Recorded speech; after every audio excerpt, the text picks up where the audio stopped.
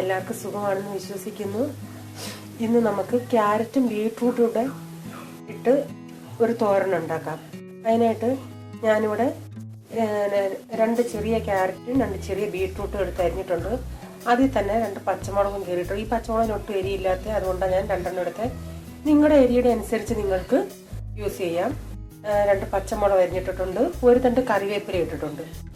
പിന്നെ തേങ്ങ ഞാനിവിടെ കുറച്ച് തേങ്ങ തിരുമിച്ചിട്ടുണ്ട്. ഓരോരുത്തർക്കും തോരൻ ചിലർക്ക് തേങ്ങ കൂടുതൽ വേണം, ചിലർക്ക് കുറവ് വേണം. ഞാനിവിടെ ഒരു അരമുറി കൂടുതൽ തേങ്ങ എടുത്തിട്ടുണ്ട്. 2 മീഡിയം സൈസ് സവാള എടുത്തിട്ടുണ്ട്.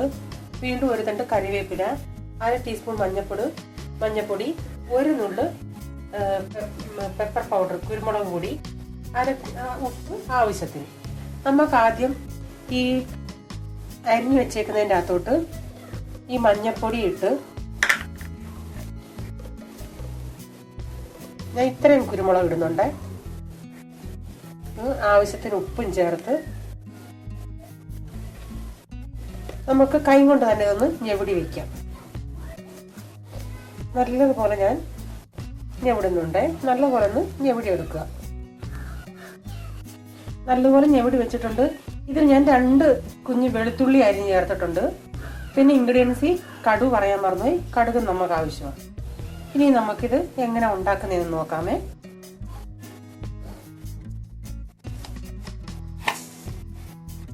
നമുക്ക് ഇതിലോട്ട് ഞാനിത് പാത്രം വെച്ച് അത് എണ്ണ ഒഴിച്ചിട്ടുണ്ട്. കടുക് ഇട്ട് കൊടുക്കാം.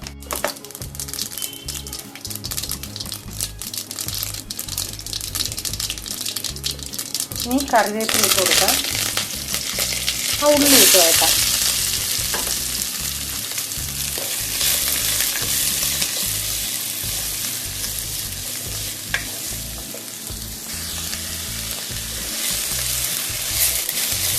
ഉള്ളി ഏകദേശം വഴണ്ട് വരുന്നുണ്ട്.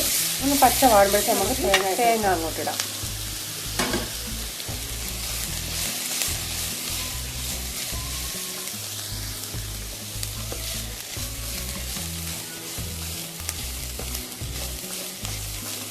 നമ്മളിപ്പോൾ വേറെ തോരൻ വെക്കുവാണെങ്കിൽ ഈ തേങ്ങ വഴറ്റുമ്പോൾ സ്വല്പം മഞ്ഞപ്പൊടി ഇടാം.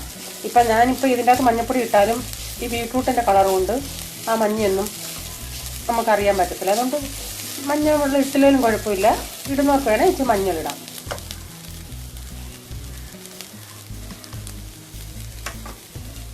ഇനി നമുക്കിതിലോട്ട് അരിഞ്ഞു വെച്ച് ബീട്രൂട്ട് ഇടാം. വെള്ളമൊന്നും ചേർക്കണ്ടേ. നല്ലതുപോലെ മിക്സ് ചെയ്യുക.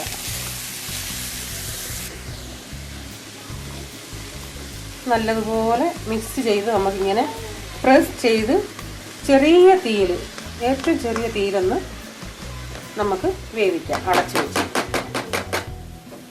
നമുക്കിത് തുറന്നൊന്ന് ഇളക്കി കൊടുക്കാം.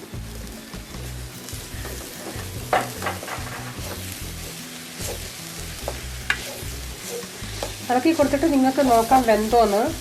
വെന്തില്ല എങ്കിൽ ഒന്നുകൂടെ അടച്ചു വെച്ച് നോക്കാം. പിന്നെ ഉപ്പ് നോക്കാം. ഉപ്പ് നമ്മൾ ആദ്യം ഇട്ടതാ. ഇപ്പം ഞാൻ വെന്തോന്ന് നോക്കി ഒരു ഇച്ചിരിയും കൂടെ വേവാനുണ്ട്. വീണ്ടും ഞാനിങ്ങനെ പ്രസ് ചെയ്ത് വെക്കുക. ഇത് ഞാൻ തുറന്ന് നോക്കി വെന്തിട്ടുണ്ട്. ഇനി നമുക്ക് തീ കൂട്ടി ഇത് അങ്ങ് ഇച്ചിരിയേലും വെള്ളമയം ഉണ്ടെങ്കിൽ അതങ്ങ് പറ്റിച്ചെടുക്കാം. നമ്മൾ വെള്ളം ഒട്ടും ഒഴിച്ചിട്ടില്ല. ഇതിൻ്റെ അകത്തെ ഈ മയമാണ്. അത് നമുക്കിങ്ങനെ പെട്ടെന്ന് കൊത്തിച്ചീയെടുക്കാം. ഞാനിപ്പം ഗ്യാസ് ഇച്ചിരി കൂട്ടിയാണ് വെച്ചേക്കുന്നത്. അതുകൊണ്ട് ഡ്രൈ ആയി എല്ലാം ഇരിക്കുക. ഇനി നമുക്ക് തീ ഓഫാക്കാം.